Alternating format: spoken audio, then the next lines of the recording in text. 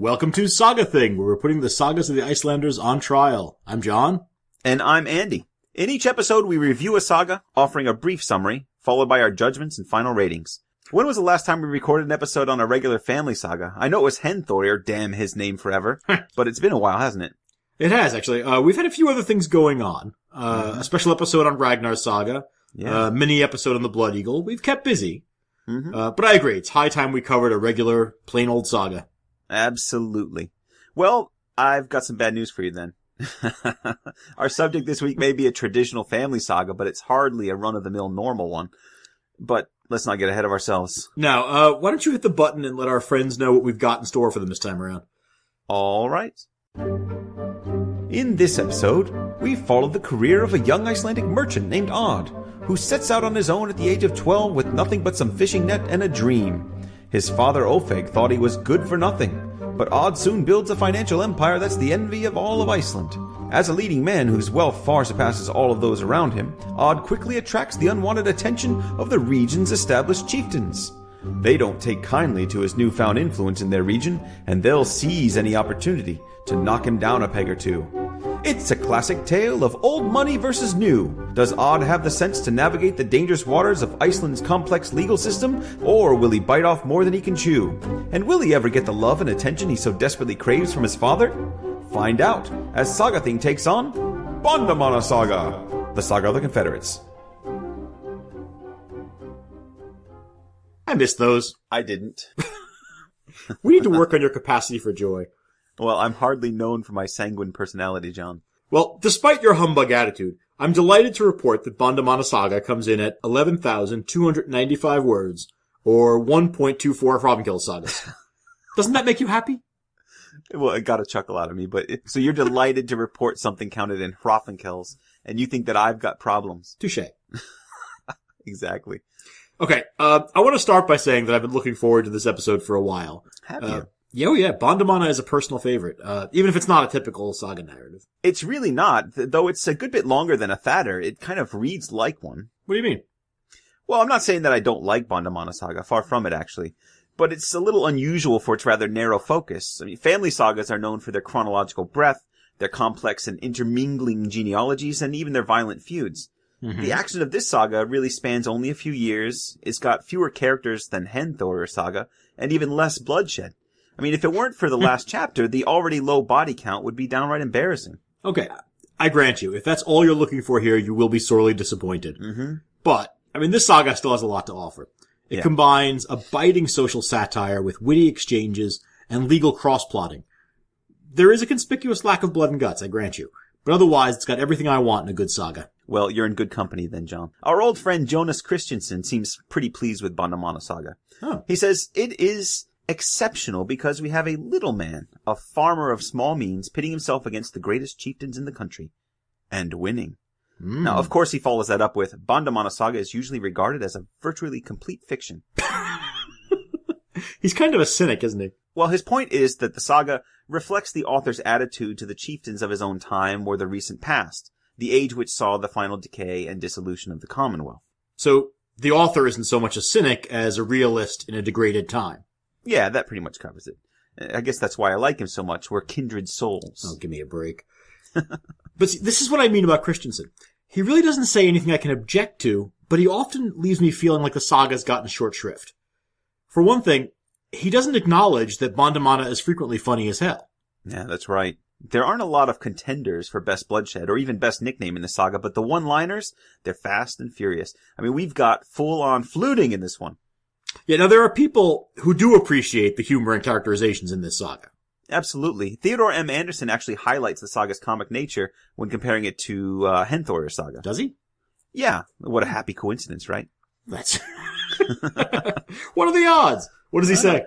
Well, he's got a whole section in his Growth of the Medieval Icelandic Saga comparing Hermund and Bandamanna, noting that they're both stories about merchants whose economic prosperity leads to conflict with the established powers of Iceland. Which, of course, explains exactly why we've done them in this order. Exactly. Pre-planning does everything for you, months in advance. Now, on the subject of humor, he writes, whereas Hermund's saga may be understood as a serious critique of chieftainly conduct, Bandamanna Saga is generally appreciated as a comedy, or an outright lampoon of the chieftain's class. Yeah, no, that's a great comparison, actually. Yeah. It's probably why we put them together like we did. Yeah, that's what we were thinking. Yeah. Anyway, Hallvard Magroy also enjoys the comedic aspects of Bandamanna Saga. What's the guy's name? Magroy. Is he Hallvard Magroy? Is he from Hogwarts?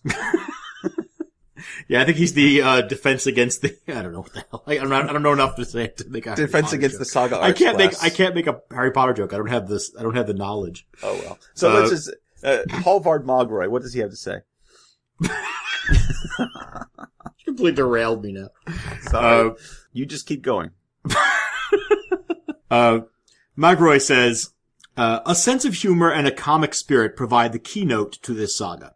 Mm-hmm. Now, he even compares Ofeig Skiðason, who's the heroic figure of aged wisdom in the saga. He compares him to Egil Skallagrimsson, Ingemund the Old, and Njal Thorgrímsson. Wow, all future thingmen of mine. Those are some big words, though. No kidding, but his point is valid. As he notes, saga writers seem to have a soft spot for clever old men, and Ofeig really plays up his age as part of his schemes. Yeah, that's true. Now, for our listeners who haven't read the saga yet, or for those who are planning on going back to it, pay attention to when Ofeig carries himself like a decrepit, stumbling old man, and when he's sure-footed and straight-backed. I mean, his whole persona is a put-on designed to keep people underestimating him. Mm-hmm. But we should dig into this thing now, shouldn't we? Okay, sure. So at the heart of this saga is a father and son who just don't understand one another. Is that right? Indeed! Yeah. Would you care for me to elaborate on that topic? Much like other fathers and sons in history. Yes. Like Darth and Luke. I'll never join you. Oh, dear God. All right. Well, that makes it sound like we're being set up for either a heartwarming resolution or a father-son fight to the death. Well, this is the Sagas, so you'd assume the latter, wouldn't you? But we'll see how it goes.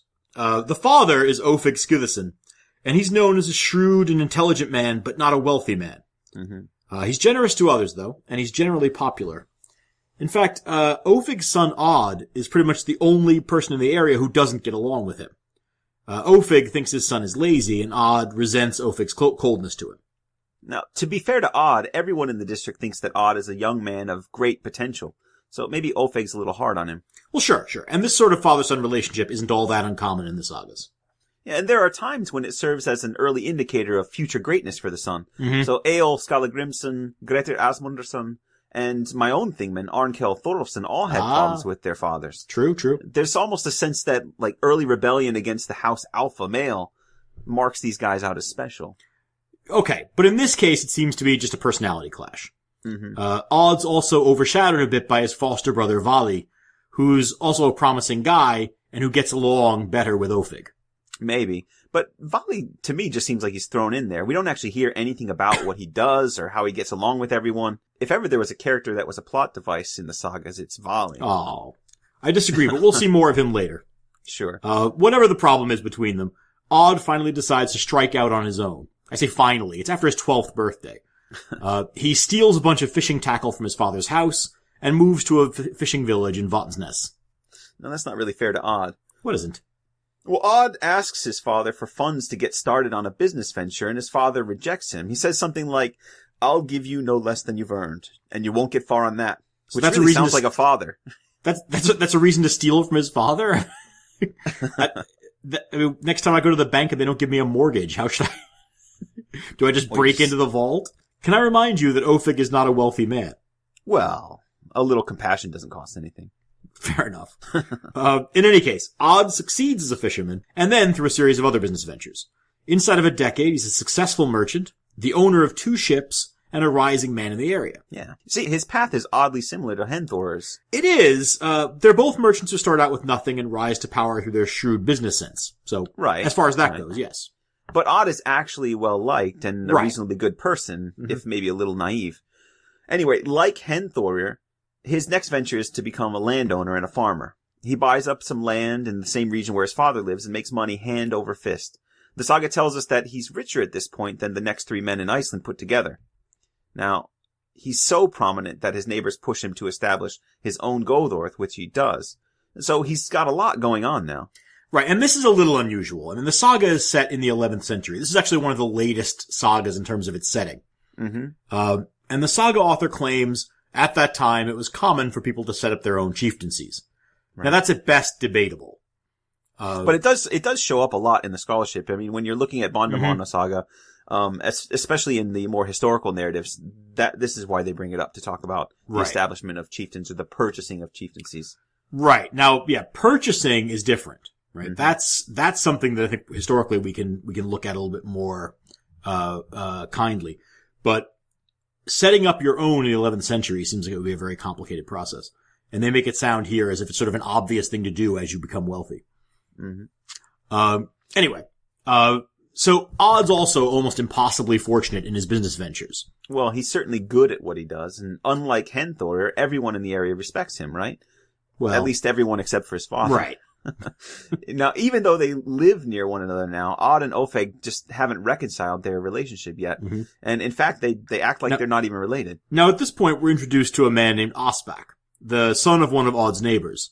And some of our listeners might remember Ospak the Outlaw from Eyrbyggja Saga. Ah, yes, the guy with the army of outlaws who was defeated by Snorri Gothi. Right, my thing, man. This is that Osbak's grandson. And if that weren't enough, he's also the nephew of the famous outlaw Grettir Asmundarson through his mother. That's going to be an interesting family reunion, by the way. Well, it's reputation, right? Mm-hmm. It precedes him. It's pretty clear that this Ospak is going to be trouble. Or at least that's what you're going to think. But what's weird is that he actually seems to get along with Odd quite well. Right. I mean, Odd acknowledges that Osbak's got a bad reputation. Mm-hmm. But Odd may have a soft spot for someone like Ospak. Since he's been so vilified by his own father, he's aware of this whole reputation issue and look at the man, not the reputation maybe. In any case, he lets Ospak join his household on a trial basis and rapidly becomes impressed with Osbak's loyalty and work ethic. And everything just keeps coming up roses for Odd, doesn't it? Well, so far. But unfortunately, there's usually a reason for a bad reputation in the sagas. Yeah. These are small communities of people, and everyone sort of gets to know one another. Osbak's regarded as a chip off the evil old block, and we're about to see why. Right. So Odd gets a little bit restless, and he decides to go off trading again. Now, he tries to get his foster brother Voli to run the farm for him, but Voli wants to go sailing with Odd, so he turns to Ospak. Ospak pretends that he's reluctant to take this job on, but he's actually quite eager to take control of the farm, and they eventually agree on it. So, at this point we have to assume that Odd is either a saint or a fool. Well, maybe. Or maybe a little bit of both. But Ospak has been loyal so far, and things go pretty well at first. Ospak turns out to be... At first, right. Ospak turns out to be a little bit more than competent running the farm, and he even goes to the Althing in Odd's place, and does so well there that people start to change their minds about him. Right, but of course, Ospak is getting a pretty high opinion of himself by now, and he soon proposes marriage to a landowning woman named Svala. Mm-hmm. Her relative, Thorarin the Gothi of Laugardal, discourages the marriage, but Ospak marries her anyway, because he's that kind of guy. Well, at least he asked first. I suppose we can give him that. Yeah. Now, as time passes, Osbak's essential personality begins to shine through. And by essential personality, I mean he's a terrible human being. The people under his control begin to resent him for being overbearing. How is he terrible? He's a little bit pushy. That's about all. They know what's coming. I just think you're overstating the case a little bit here. Oh, no. He's not hurt anyone. What, since when did you become Osbak's defense attorney? I'm just trying to give him his day. Sorry. Go ahead. I don't know where we're going with this. I don't know. I'm confused now. When Odd returns from his successful trading voyage, Ospak begins to come up with excuses to avoid officially returning the Gothorth to him. Now, the issue here is that there has to be some formal transfer of authority. And now, obviously, Odd is the owner of the property and the title, but he's left both in Osbak's hands, and there has to be a witness of the return of the authority. Yeah, it seems a little strange to a modern reader. Everyone knows that Asbach is merely serving as locum for Odd. But this sort of thing is entirely in keeping with the Saga penchant for legal niceties. Wait, the Saga what? Penchant. Penchant? What would you say? What are we? Penchant? I would say penchant. Ugh, for God's sake. All right. Well, anyway. Really? Well, as you know, John, medieval Icelanders were sticklers for legal procedure, which plays a major role in the events to come. For now, without that witness transfer, Ospak maintains control of the Gothorth. Right, and Odd puts up with this for a little while, but it becomes clear that Ospak doesn't plan to return the Gothorth to him anytime soon. So he solves the problem in his own inimitable way.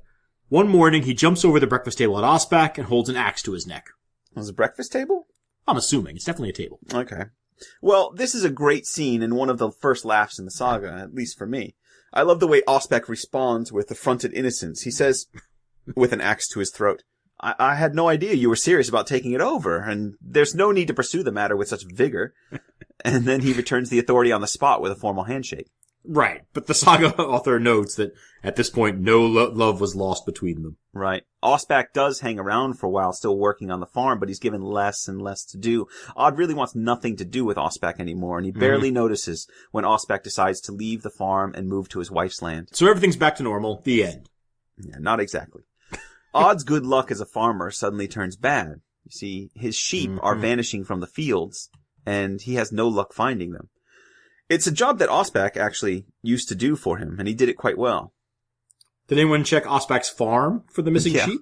Well, easier said than done. But Odd is pretty sure that Ospak's the thief. His foster brother Voli offers to find out what happened, and by offering his goods for sale, he spends some time at Ospak's farm. Now, Ospak asks some leading questions about Odd's bad luck, and Voli indirectly accuses Ospak of stealing the sheep. Of course, Ospak denies it, but Voli can see that Ospak's living more wealthily than he could honestly manage. More wealthily? Yeah, it's an adverb. Sure. Like you mentioned before, Voli's interesting, but I read him a little differently. Really? Yeah, he's the rarest of people in the sagas. He's a true peacemaker. Okay, John, now you're going too far. No. Hold on. He first offers to help cover for Ospak by trading with him, trading in quotation marks, so that people will think that Ospak's newfound wealth came from ripping Voli off. And when Ospak refuses that, Voli tries to avoid telling Odd what he found out. Okay, but that does happen. But I think you give Voli too much credit as a relevant figure in the saga. He's just there to move the plot along, to provide some contrast to the other characters, and to act as a sounding board, and to get killed so that everyone has something to do. We haven't gotten there yet. Okay, so here's how it goes down. Odd figures out what Voli's hiding, and on the next summoning day, the two of them ride back to Ospak's farm with a party of 20 men. Voli convinces Odd to hold back while he rides the household for some reason. Ospak's waiting for an assault to come, though. And when Voli enters the dark house, Ospak leaps from behind the door and fatally wounds him with an axe in the back. Right. Now, Ospak does say that he'd meant the blow for Odd, and that he regrets that Voli took the hit instead. Oh, how tender-hearted he is. Yeah, it's not much consolation to Voli's widow, I imagine. Voli's widow, so now he's got a widow. Yeah. You really do read a lot into his character, don't you? Why not? I like what he represents. I mean, picture it. There's Voli, dying on the floor with an axe in his back, and he's still trying to prevent bloodshed. What a hero. He tells Asbach with his last breath to run away before Odd finds out what he's done. That's actually good advice, especially for an author who's not interested in feuding. Yeah, it is, and Asbach takes the advice. But of course, since Asbach flees without acknowledging what he's done, he's guilty of murder. Meanwhile, his wife Svala lies to Odd and tells him that everything's been settled amicably and he should go home. And he does. Now I have to ask at this point, is Odd just a simple-minded guy? I mean, wouldn't you think he'd want some news from Voli himself? Or at least wait for his foster brother to come home with him. Something like that. Yeah, no, that's fair. He's a trusting soul, I think is the kindest way you can say it. I'd actually argue that his inability to suspect the worst of people is sort of his Achilles heel. Yeah, that or he's a colossal simpleton. His father Ofeig, on the other hand, is really cynical about people. And in this saga, that's definitely the smarter attitude to take. Yeah, we'll get to that. For now, Odd prepares a case against Asbach, and at that year's All Thing, the case is going very successfully. But two chieftains, Sturmir and Thorarin, derail his case on a minor legal technicality. Yeah, this is the same Thorarin who's related to Osbach's wife Svala, but it's actually Sturmir who instigates the action against Odd. Right, which is particularly troubling since Sturmir is Ofeig's Gothi. Ofeig is definitely aware of Sturmir's failings as a Gothi, but this kind of greed and underhandedness is exactly what the saga author is interested in exploring.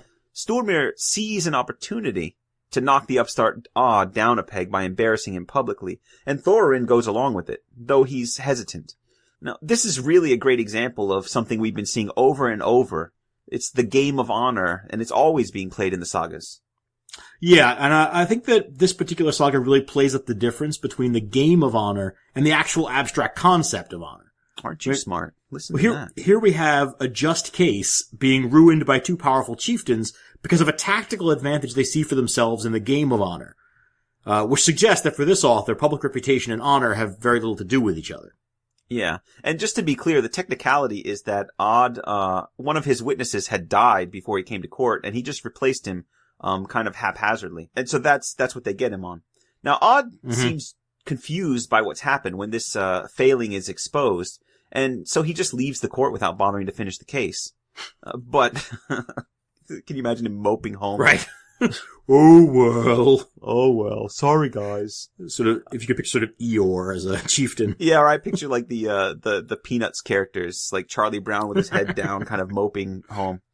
Anyway, on his way back to his booth, he does run into someone. It's his father, Ofeig. Now, the two of them still can't stand each other, right? Yeah.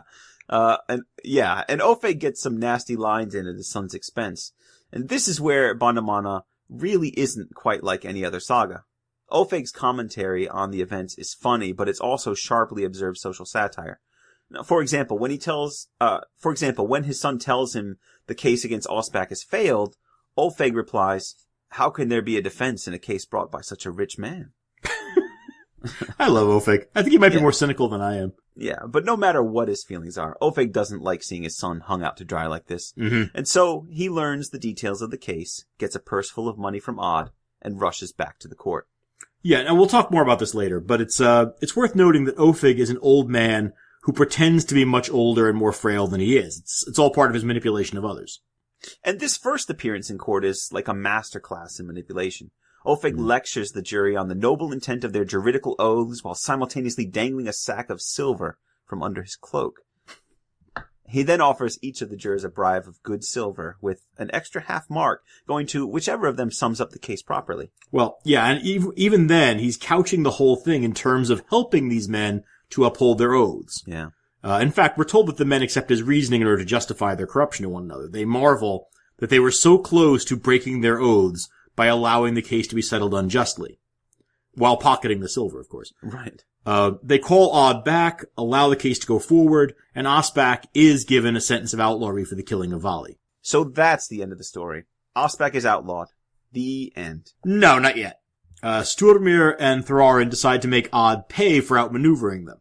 So they recruit a who's who of chieftains to join in an all-star lawsuit against Odd for corrupting a jury. This is where the saga really kicks into high gear. The Confederacy is made up of 8 chieftains from all over Iceland, and the author goes out of his way to make sure that all 4 regions of the island are represented. Yeah, I mean, this is really kind of a montage moment when you kind of get this list of all the different great chieftains. Should we name them all? Yeah, let's save that for now. The 8 of them make a pact. So much for my montage moment. Yeah, montage, a very, very short one. The 8 of them make a pact to pursue self-judgment against Odd, with the goal that they're either going to outlaw him or they're going to confiscate all of his wealth. Well, but of course, in either one of those cases, they're going to end up taking his wealth. Yeah. As we saw with Hrafnkell's saga, an outlaw's belongings can easily be snatched up by his enemies. True. And it's clear that their primary motivation is actually getting their hands on Odd's money. Knocking him down a peg is just a good bonus. Yeah. But Odd isn't terribly worried about the case at first, naive Odd, since he doesn't think anything will come of it, which is ridiculous.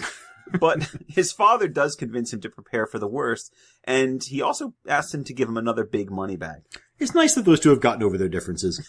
Nothing like a little in-the-family corruption to bring a father and son closer together. Now, of course, part of Ofeig's advice is that Odd should prepare a ship with as much of his property as the ship can carry, and to be ready to sail if things go badly. So Odd isn't even heading to the Althing the following year. Ofeig goes, though. But remember that he's a thingman of Sturmir the Gothi, so he's actually traveling with one of the men that's trying to destroy his son. Yeah, the allegiances can get really complicated in these stories, but you'd think one of these guys would have severed their ties to the other after the previous year's lawsuit. You would think so.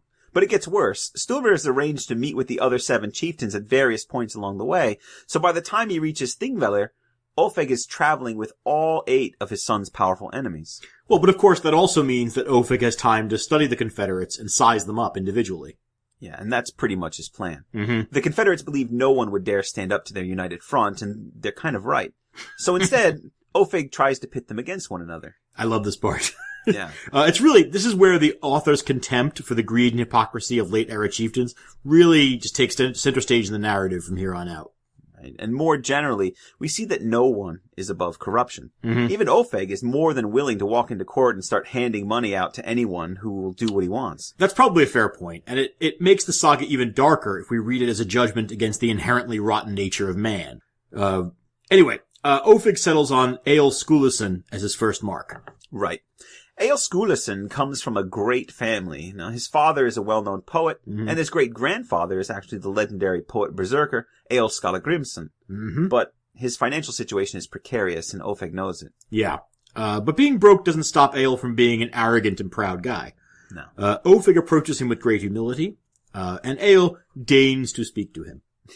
Ofeig insists he's not interested in talking about the case, and so instead they spend some time talking. He compliments Eyrbyggja for his farm at Borg, and for his family connections. He eventually works the conversation around to Eyrbyggja's money troubles, but Eyrbyggja points out that he stands to do quite well out of the lawsuit against Odd. Yeah, and this is just the sort of opening that Ofeig's waiting for. Now, he tells Eyrbyggja that Odd has liquidated all of his assets and prepared a ship to escape Icelandic judgment, and left nothing but the bare land of his homestead, of which Eyrbyggja will probably get something like 1/16 as a confederate. In other words, Eyrbyggja's money problems are not going to be solved so easily. Right, and that's not all. No. Now, Ofeig also says that he vaguely remembers Odd saying something about how easy it would be to stop by Eyrbyggja's farm for a little payback on his way out of Iceland. That is a nice touch, isn't it? Yeah. Eyrbyggja's obnoxious, but he's no fool. He immediately changes his tune and says he'd be happy to see a few of the Confederates humiliated in this case. Yeah. He especially would like to see his neighbor and rival, Hermund Illugason, ruined. Now, at this point, Ofeig obviously has hooked his fish and is just playing out the string. He lets the fat purse from his son drop below his cloak to get Eyrbyggja's attention, and then offers it to him as a bribe. No, it's a gift, you mean? Oh, I'm sorry, a gift. You're right. A gift, excuse me.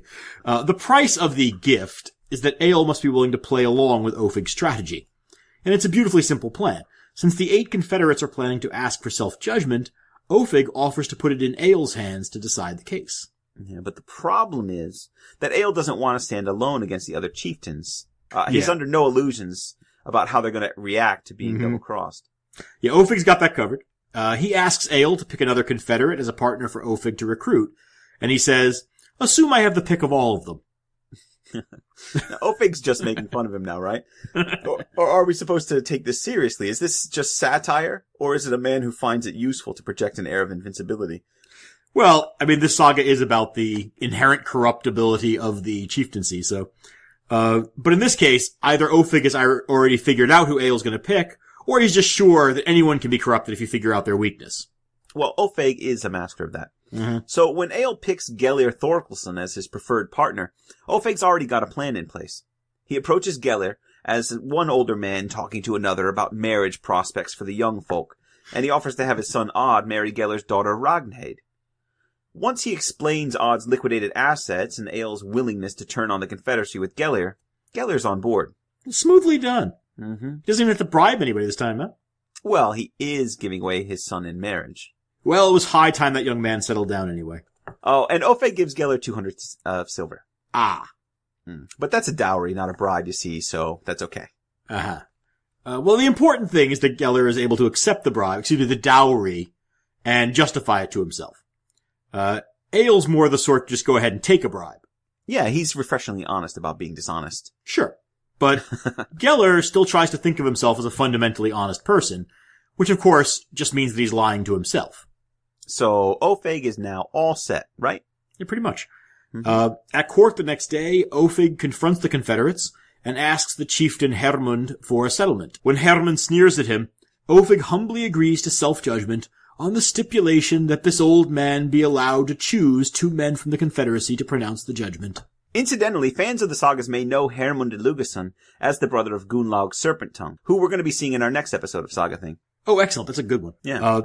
Hermund's pretty villainous in Bandamanna, more so than he is in his brother's saga. And he and Eyrbyggja Skiðason are rivals, so picking on Hermund to start with is presumably another part of Ofeig's strategy. By playing along with Ofeig's scheme, Eyrbyggja now gets the chance to embarrass his enemy. The entire assembly is now moved to a separate clearing for the self-judgment, and there's a nice moment that comes when everybody's moving, and we're told that the parties of Gellir and Eyrbyggja stick close together.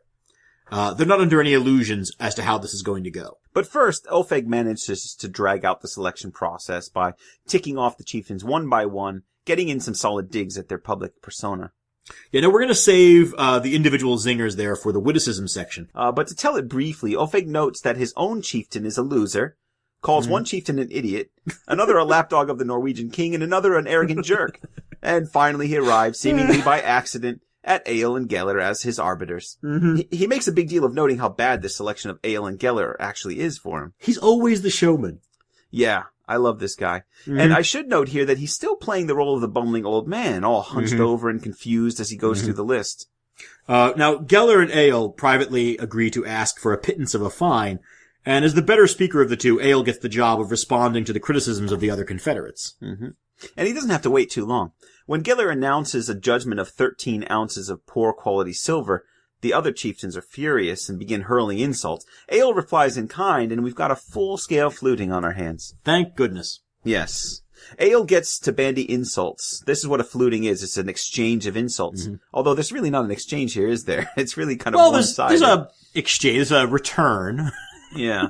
Well, it starts with Hermund, and he accuses Hermund of being cheap and living meanly. Next is Sturmir, who also gets called out for his miserly ways. A third Confederate named Thorgir Halldórsson has to put up with being reminded of a beating he once took from a smallholder and the paltry compensation he accepted for it.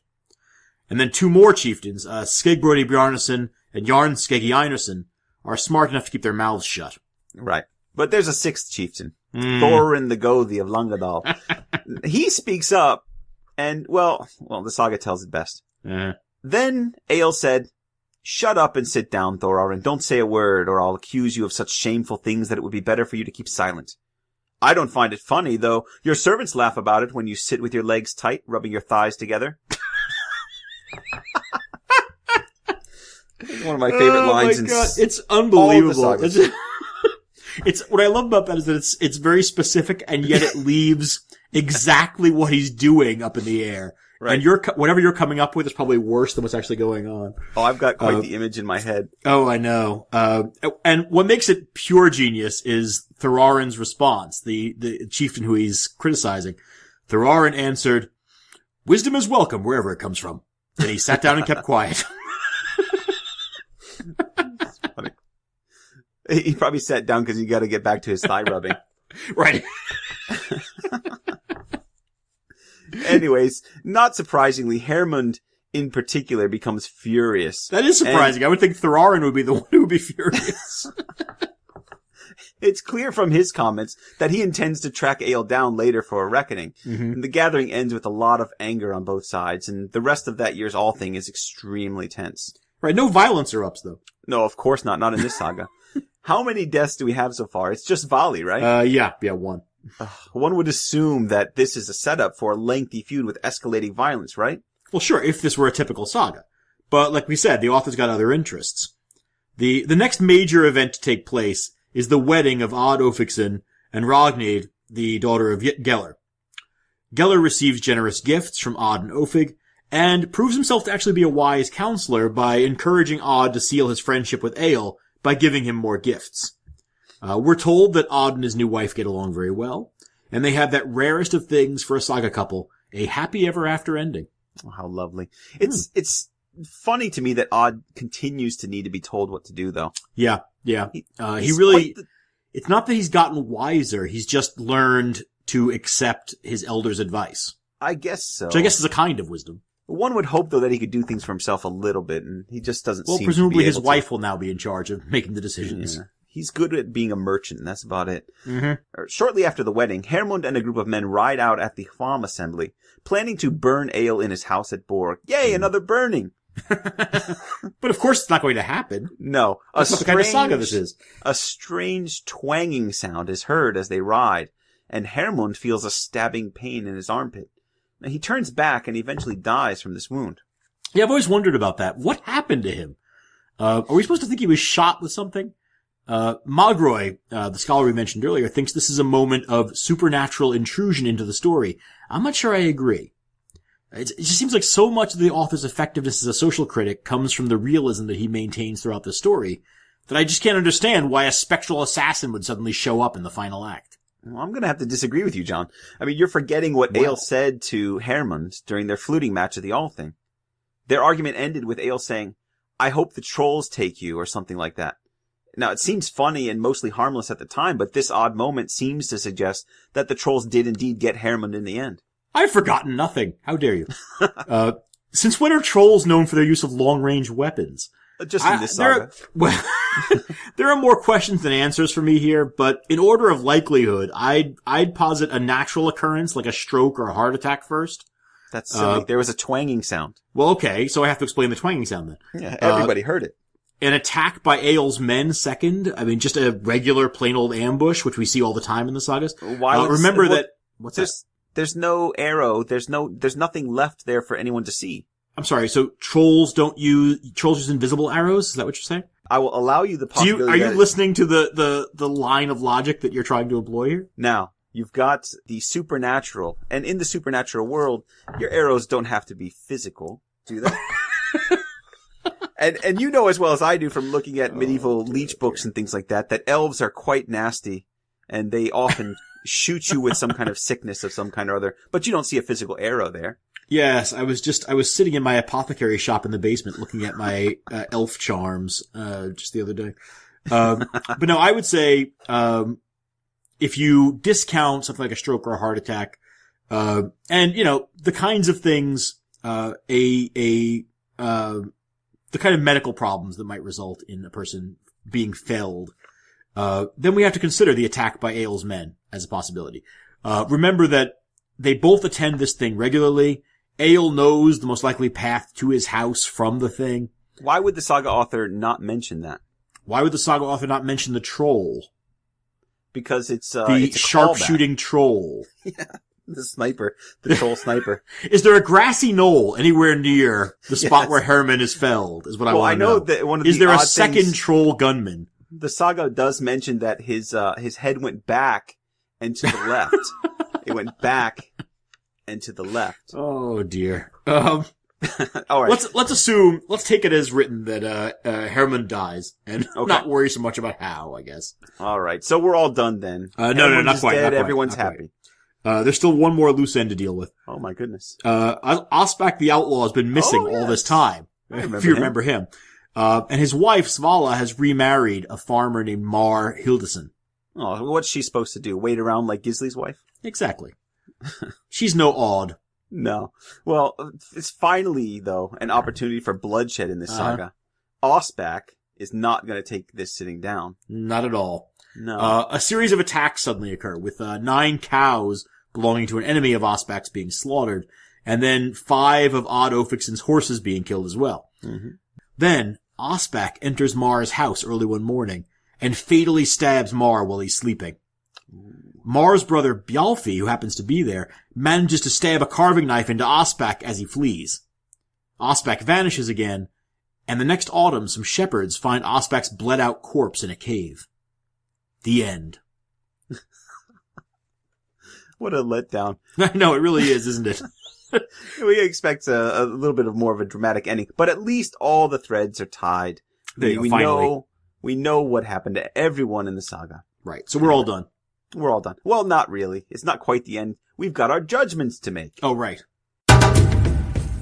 Best bloodshed. So what do we got for best bloodshed? All right. Our first death is Voli, the noble peacemaker. So what happens is that Voli, this is the foster brother of Odd, enters Osbak's house, essentially trying to warn Ospak that Odd has come for him. Give him an opportunity to run away, right? Because Voli is always trying to avoid bloodshed. Yeah. It says when he approaches the house that there's nobody around. It's very odd looking. Right. Situation. Well, and of course, it is, it's the summoning days. Yeah. Right. It's the specific time when you would expect people to show up if you know somebody's going to level a suit against you. So it's the kind of situation where you're really being set up, and frankly, walking through the front door of the house. Yeah. Probably not Voli's smartest move. If I remember the description, it's something like the door is cracked ajar or whatever, and it's dark inside. Why would you go through that door? Yeah, Voli rode up to the house. There was nobody outside, but the door was open, so Voli went in. The house was dark. Without any warning, someone leapt from the benches and struck Voli between the shoulders so that he fell at once. It was Asbach. Of course it was. Yeah, so there you go. I mean, it's just a tragic case of mistaken identity. Yeah. But yeah, not the smartest move to walk into the dark house of a man who you've come to summon. No. And not even that great of bloodshed, to be honest with you. No, I know, it's true, but there just aren't a lot of deaths in this saga. I mean, no. There's a lot of cutting remarks, but I'm not sure we can count those. No. So we're really kind of scraping the barrel here as far as actual corpses. Right. So I'm going to throw in Hermund being attacked by trolls. And okay. I'll just share this one. If in fact that's what happens to him. Well, that's what I think happened to him. Fair enough. It says, that same autumn, Hermund gathered his forces and went out to the farm assembly, intending to go on to Borg and burn ale in his house. When they came level with Valfell, they heard a sound like a bowstring twanging up on the hillside. And at that same moment, Hermund felt a sickness and a stabbing pain in his armpit. So they had to turn back from their expedition. Notice there's nothing there about an arrow, John. Nor is there anything there about a troll. Well, the trolls live in the rocks and in the hillsides. I'm assuming that there's a book depository somewhere. Anyway, Hermund's sickness increased, and when they had come by Thorgotstadr, they had to lift him from his horse. They sent to Sidmuli for a priest, but when he came, Hermund could not speak, so the priest stayed by him. One time when the priest we don't have that stuff about the lost treasure, so we won't leave that. So, yeah. And the priest, Hermund could not speak, so the priest stayed by him, and shortly after that, he breathed his last, and his life ended just as reported here. Poor Hermund. Killed by trolls or something. Or something. Yeah. Yeah, I mean, that's not a bad one. I'm less convinced than you are by the supernatural argument. But we do have one more option, and that's Asbach himself. Mm-hmm. This is the outlaw who causes all the trouble in the saga. Yeah. He at least gets something done. Right. Well, and of course, he does manage to commit a murder of his own, 2 murders, in fact, before he dies himself. But he's actually just wounded by Mar's brother Bjalfi. Yeah, it's almost like Bjalfi's lunging for him as he's leaving. He just jams the knife in his side, right? Something like that. Right. Just sort of leaves the knife in his side. And then the saga tells us, now for a long time nothing was heard of Asbach. Then in the autumn, when some men went to round up wethers, they found a cave and some crags, and in it a dead man. Beside him stood a basin full of blood, and it was as black as pitch. It was Asbach, and people reckoned that the wound Bjalfi dealt him must have weakened him, so that he then died for lack of food and help. It sounds like he died from opening his wound and draining it into the bowl. Well, here's the reason that I like this one, because of the staging of it. That this isn't just a death. This is a guy who managed to drag himself off to a cave somewhere, where he then went through the trouble of creating this sort of creepy tableau, with a bowl full of black blood next to him as he lay there dying. Mm-hmm. So I appreciate his eye for staging, even in his last moments. All right, so of those 3, what are we going to choose here?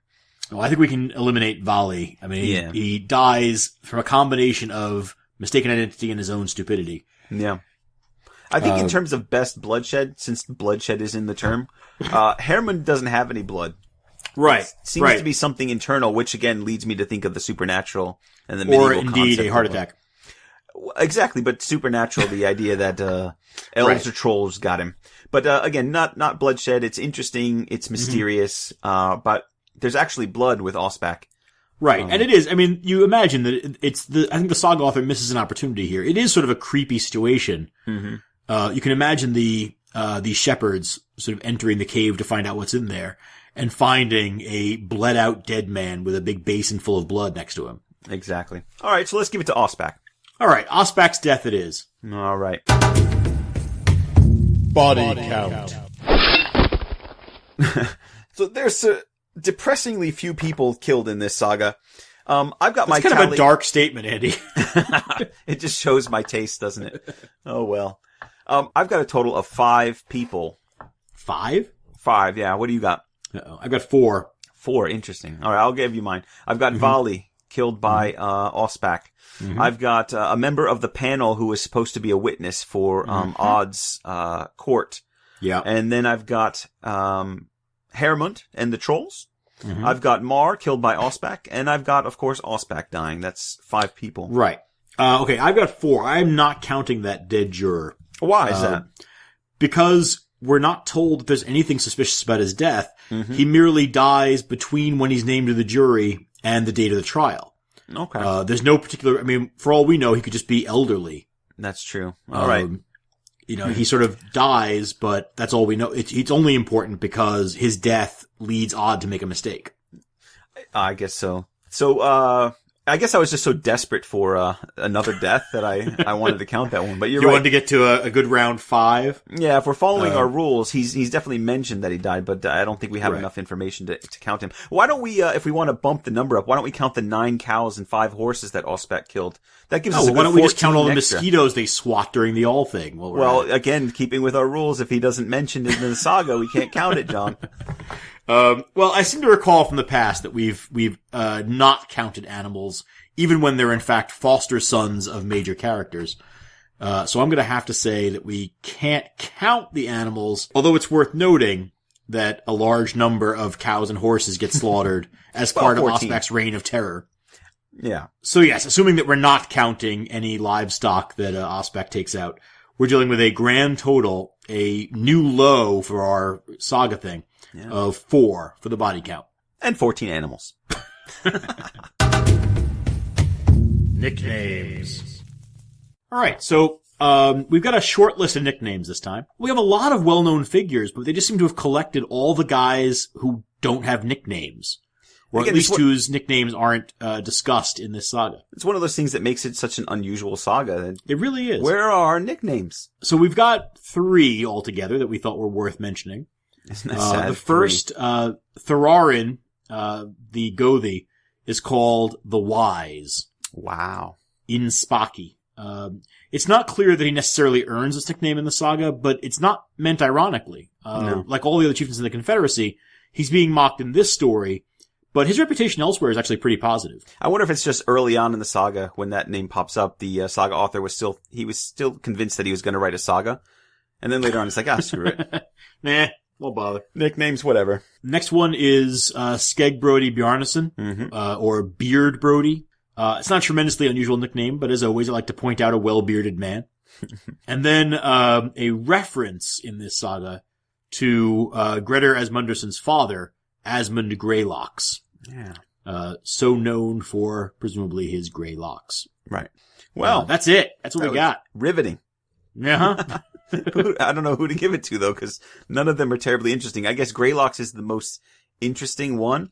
I'm gonna nominate Thorarin because I think whether or not it's meant ironically, it reads ironically, particularly once you learn that the most famous thing he's known for is rubbing his thighs together comically while his servants laugh behind his back. Okay. But let me suggest that we choose Skeg Brody because we are men who like a good beard. Have we given the award to anyone with a good beard yet? I honestly don't remember, but I'm inclined to give Skeg Brody this one. Alright. What the heck? Why not? Alright then. Skeg Brody. Sure. Come up and get your reward. Notable witticisms. Notable witticisms. Now, this is what this saga is known for. It might not be known for best bloodshed, but we've got a lot of witticisms. We tried to pare it down and choose a couple of our favorites. The first one that I'm going to introduce is from Ospak. It's when Voli comes to visit him, and they're suspecting Ospak of having stolen some sheep. And Voli comes right out with it and says, people are talking, and we kind of think that you're the one that did it. Ospak replies, I don't know what my enemies can be saying if this is how my friends are talking. Which is just witty. Yeah. I don't know. I don't have a lot to say about it, but it's just witty. I like the phrasing of it. It's always nice when a villain is given a decent line. Yeah. Because so often they aren't. Yeah. What do you got? What's your first? My first one is from Ofeig and Odd running into each other at the All Thing right after Odd's case is thrown out on a technicality. And Ofeig sort of feigns shock that this could have happened and originally says, well, I thought the charge ought to stick. Or did he not kill Voli? And when his son says, well, of course he did. It's just that a defense was found in the case and it collapsed. Yeah, and Ofeig's basically baiting his son, right? Right, yeah, absolutely. Because Ofeig already has heard. Yeah. How can there be a defense in a case brought by such a rich man? Now, why did you use that as a witticism? Well, because it's our first sort of indication as to where the real heart of this saga lies. Mm-hmm. Right? It lies in pointing up this relationship between wealth and justice. Right. In late medieval Iceland. But it's also Ofeig just getting in a shot at his son. Remember, Ofeig is not a wealthy man. No. But getting in a shot at his son for thinking that being wealthy was enough and that he would sort of swan into court and do whatever he wanted. Right. And that he's come to grief because being known as a wealthy man doesn't buy you justice. Interesting. So what do you got next? Well, in that same scene, I really like, Ofeig as he's kind of interrogating Odd. He's saying, well, what exactly happened? What did you do, once the case was kind of exposed, for that technicality? What did you do? And Odd says something to the effect of, well, I just left. And, that's not the witticism. It's Ofeig's response, which is, the only useful step you made was taken in ignorance. Which, I fortunately have a nice relationship with my father, but as a kid who, maybe didn't have the best relationship with his father, it's just yet again that dagger in the back from your dad. I mean, even as Ofeig sort of steps in to save him, he's got to keep needling him. Yeah, you useless child. But thank God you're ignorant or we might be in real trouble. Yeah, if you weren't so stupid, we might be. And I'm gonna stick with Ofeig, for our next line. This is after Ofeig has gone around. This is at the final summary of the self-judgment. Mm-hmm. When he's facing the 8 chieftains. And he's gone around one by one and said, no, I'm not gonna use you. I'm not gonna use you. One of my favorites in there is that, as he's talking to Beard Brody Bjarnason, Ofeig says, there you sit, Beard Brody. Is it true that when you were with King Harald Sigurdarson, he said that of all the men in Iceland, he thought you best fitted to be king? Brody answered, the king often spoke graciously to me, but it's not certain that he meant everything he said. Well, you can king it over other things in this lawsuit, said Ofeig, and I count you out. I love that line. But it's one of the 8 lines that he fires off at the men in quick succession. Mm-hmm. He carries on insulting the chieftains one after the other, and finally pretends that he's accidentally left himself with only ale to choose. And at that point, he recites a verse and then says, I've ended up the same way as 2 wolves. They devoured one another and didn't notice it till they got down to the tail. Nice. So what do you think that means exactly, John? Well, I think he's saying that he's gotten down to the tail. I believe he's comparing Egil Skúlason to a wolf's ass. Is that that's how you read it? Yeah. I don't know. Doesn't it mean that they've devoured each other to the point that there's nothing left? Well, yes, but I think in this context, he's using the line to get in a shot at Egil. All right. Well, I know you like to take liberties with this saga. Oh, well. Wow. The one that I'm going to choose next is when Egil is speaking to Hermund about the judgment of 13 ounces of bad silver. And Hermund replies, was that 130 ounces? And Egil looks at him and says, come now, Hermund. You can't have been sitting on your ear when you were standing up. It's a good line. All right, going right on to the next one. So still as Egil is making his way around the table, or around the circle and insulting each man in his turn, Sturmir says, whoever speaks the worst of you, Egil, is nearest the truth if he calls you underhanded. And Egil's response is to accuse Sturmir of miserliness. And he says, I do all I can and spare no effort, but the moment black-handled axes are raised, you take to your heels.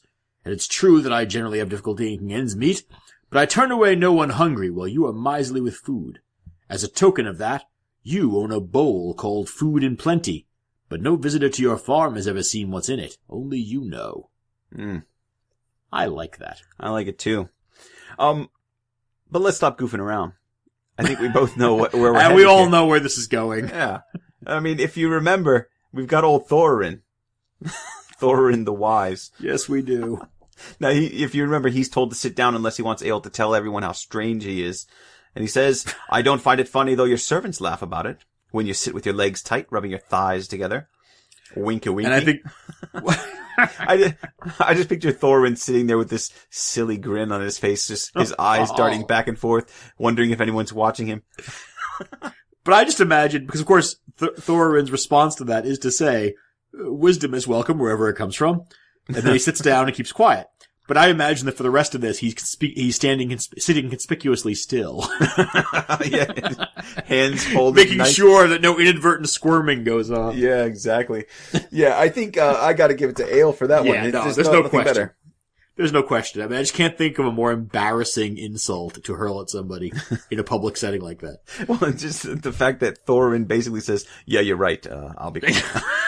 It's true. But he doesn't really have a response. He just, okay. Yeah. Pardon me. All right, then. That's our winner. Congratulations, Ale. Outlawry. Okay, Outlawry. This is going to be a quick one, but an interesting one, I think. In one respect, almost everybody in the saga is up for nomination. Yeah, I guess that's true. They're all corrupt. Even Ofeig? They're all and evil.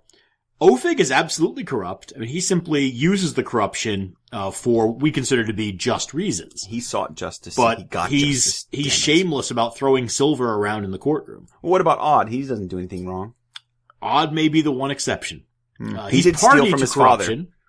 He is party to corruption, but he doesn't himself commit it. But everybody else in the saga, every other named person in the saga, except of course for the noble Voli. Do you think? Right? Do you really think Odd knows how his father's behaving at court? He doesn't pay attention. I mean, you assume that he knows that these money bags he's giving his father aren't going to line his father's cloak. I wouldn't assume that Odd knows anything. Fair enough. But so first of all, we have to consider all 8 of the chieftains. Right. I would say particularly Hermund. Because not only is he one of the ringleaders, he also then attempts a burning. Right? He dies before he gets there, but he is sort of trying to go and burn Ale out of his home. Right. Sturmir for being a terrible chieftain. Yes. And then also for being the ringleader, for being the guy who originally sets up this whole corrupt band. And, Thorarin for his many crimes against his chairs. Yeah, I just can't outlaw him. He's just too funny. In fact, I'd invite him to my court to just sit. Right. But in fairness, I think, we could talk about the various chieftains, but we're probably going to agree that Ospak Glumsson has to be outlawed. Yeah, I guess so. I mean, he's the one that goes around killing people, although the guy did kill someone who married his wife, so I can understand why he'd be upset about that. Well, remember, he is the only person who we know commits a killing. In this saga. He kills 2 people before he dies himself. Bjalfi does kill him eventually. Yeah. But it's a wounding that occurs while he's in the process of killing somebody else. Shouldn't we give him some credit for at least providing us with some bloodshed in the saga? Well, certainly. But remember that he's also been outlawed in the saga. Right. Right. He's the only person in this saga who actually gets outlawed for his actions. Okay. And of course, there's a family tradition to maintain here. That's true. We didn't give it to Asbach, the outlaw, back in Eyrbyggja saga because he was competing with Thorolf Twistfoot.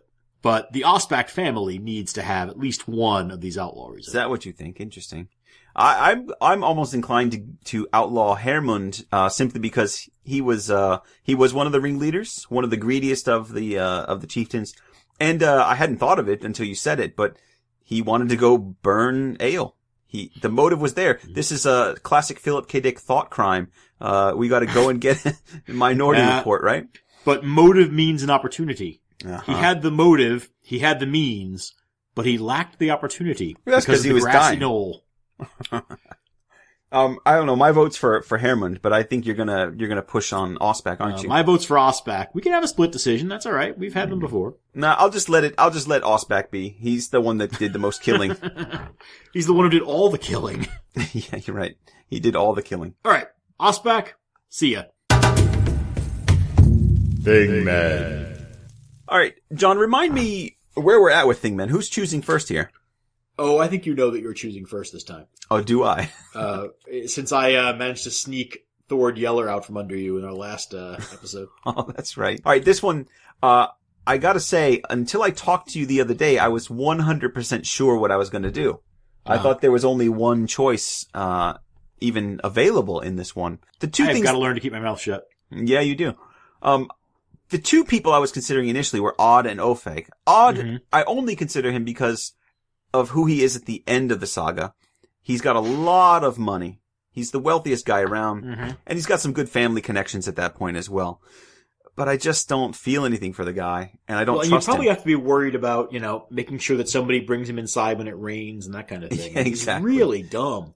He's really dumb, but he can be my financier, which would be kind of nice. Oh, great. That's who you'd want in charge of the money. Well, he seems to be good with trading things. So, True, but no, true. I'm not going to pick Odd. Now, Ofeig is extremely attractive to me as a thingman. He's the little guy. He's the one that outwits the big chieftains. He's very, very wise. He's trickster. He's everything you kind of want. Well, and of to course, some extent. as we saw in the beginning, scholars compare him to Njal Thorgerson, Egil Skallagrimsson, when it comes to his wit and his place in the saga. Yeah, and he's the hero of the saga. There's really no one else to look at and say that guy is the one that the saga author is applauding and he's got his back. So I was absolutely going to choose Ofeig, but then when I talked to you, you drew my attention to the other chieftains, the Confederates. Well, we've got it's quite a laundry list here. We can you can go shopping for Thingmen in this episode. Well, and I disregarded them naturally because they are the bad guys of the saga, but then, thinking about who they are in other sagas and what they represent, that's actually worth considering. So I went through and did a little bit of research on each of them just to remind myself of who they all are in the grander scheme of things. I think there's 3 possible choices of those Thingmen. You have Egil Skúlason. He's an interesting option, but not that interesting. He's only interesting for me in terms of what he does in this saga, not for who he is outside of the saga. And who he is in this saga is a corrupt individual. And he ends up a little bit wealthier and better off at the end. He's witty in the, what he has going for him is also the family connections. Right? Yeah. He's the great grandson of Egil Skallagrimsson. But he didn't really do anything with that, no, right? No. So he's not terribly impressive. So I'm not going to pick him. Then you have Hermund Illugason. He's the son of Illugi the Black. He's the brother of Gunnlaug Serpent Tongue. He's got a notable family. He comports himself pretty well and is generally well liked. I think in Gunnlaug Serpent Tongue saga, they say he's more popular than his brother. Right. He even avenges his brother's death swiftly and thoroughly in admirable fashion. So he's spoiler alert for our next episode, by the way. Sorry about that. He's a great choice, but in this saga, he's not a great choice. He's greedy. Right. He is conniving. He's also fated for death by a troll. And I don't know if I want that guy on my team, The last person I'm going to consider is Beard Brody Bjarnason. He's another one of those characters that we see popping up all over the place. We see him in The Tale of Eilhood, which is a great story, and it's very parallel to this one. And I think Beard Brody takes the role of Egil in that story. He's also in Ljósvetninga saga and plays a major role. In both cases, actually, he's a peacemaker. He's one that resolves conflict. He's pretty well off. He's very well respected, and he's also socially savvy. In Bandamanna saga, he doesn't play much of a role at all, really. He's a Confederate, and this is a good thing, but it's also a bad thing. It's bad because he's a Confederate who's clearly seizing an opportunity, but that's all we really know of him in the saga. He's wise enough not to go toe-to-toe with Egil after the judgment, so we never really get the chance to hear what his more negative qualities might be. Right, so, and the suggestion is from various scholars that the inclusion of Beard Brody is just to suggest how pervasive corruption is. Yeah. That even a guy like this, who is generally considered to be an upstanding sort of person, would get himself involved in something like this. Yeah. So, as you see, I'm left with a conundrum if I'm the one that gets to choose first. Who do I take? Do I take the clear hero of the saga, Ofeig? He's crafty, he's wise, he gets what he wants against all odds. He does. But he's also a nobody. That might be part of his charm. I kind of like that about him. You're a bit of a snob. I hadn't really thought that about you. No. Let me explain where I'm coming from here. I'm attracted to the idea that he is a nobody, that he's the underdog. I am a Cleveland sports fan, so I know nothing but that. But this is a serious game we're playing in terms of building our Thingman groups. And the chieftains on that list are nothing to sneeze at. They're players, big players, who understand how the game works, just like Ofeig. But they've got a little bit more going for them, don't they? I'm gonna have to go ahead and choose. I really want to do the noble thing and take Ofeig, and I haven't completely decided yet. But Beard Brody Bjarnason. I'm going with Beard Brody because He represents more. He's got the family. I really need to not talk to you on the phone before we do these episodes. Yeah. And I gotta say, it is kind of a defensive maneuver. I tried to put myself in your head and think, what is John gonna do? Who would he choose? Mm-hmm.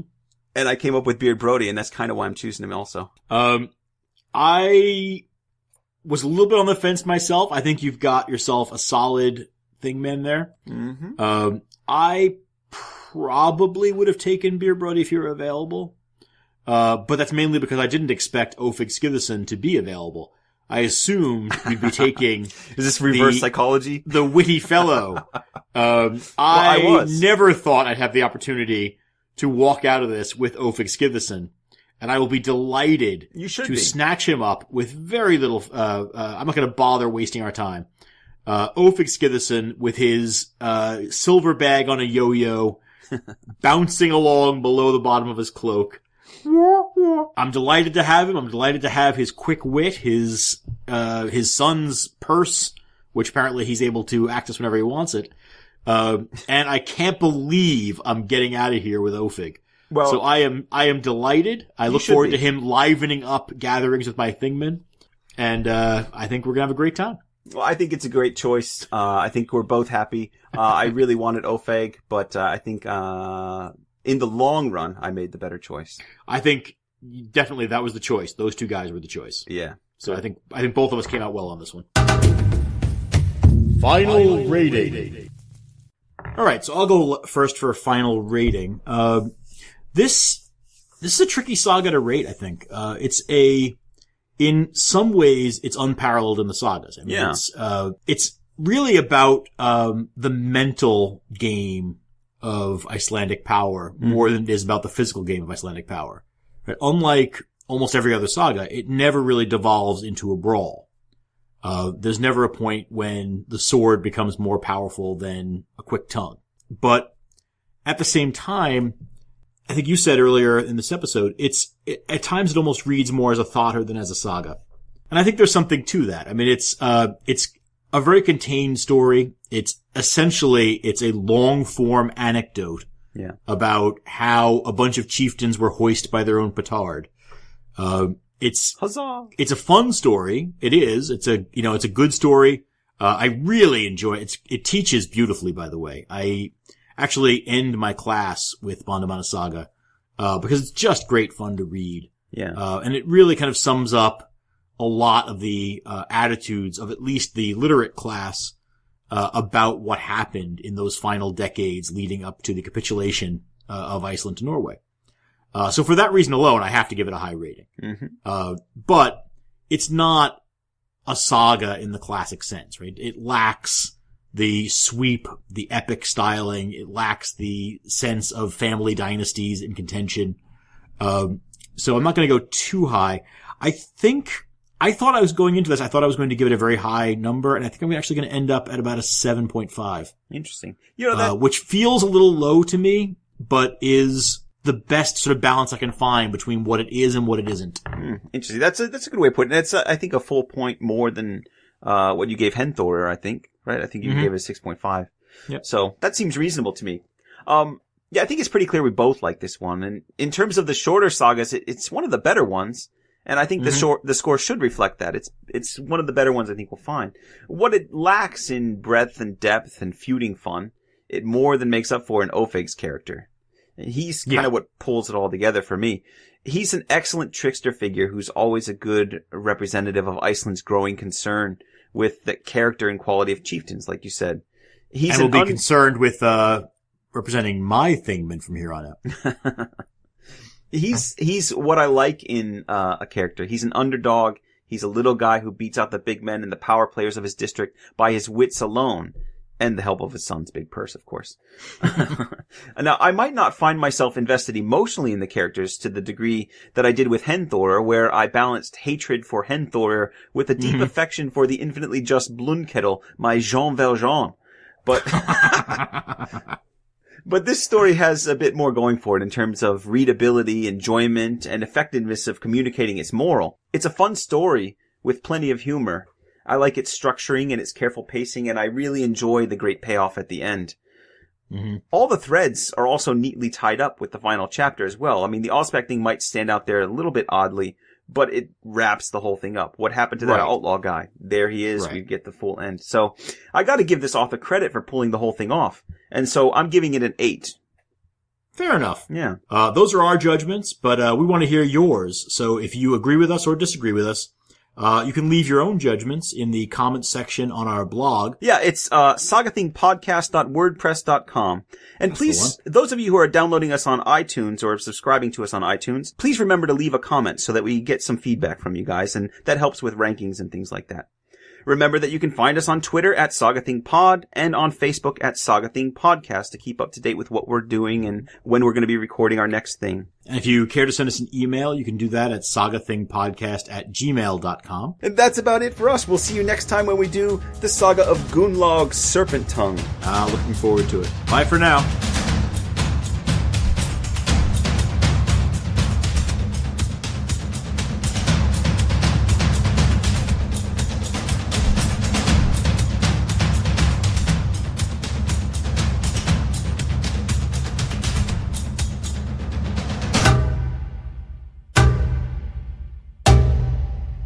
With his little tea bag.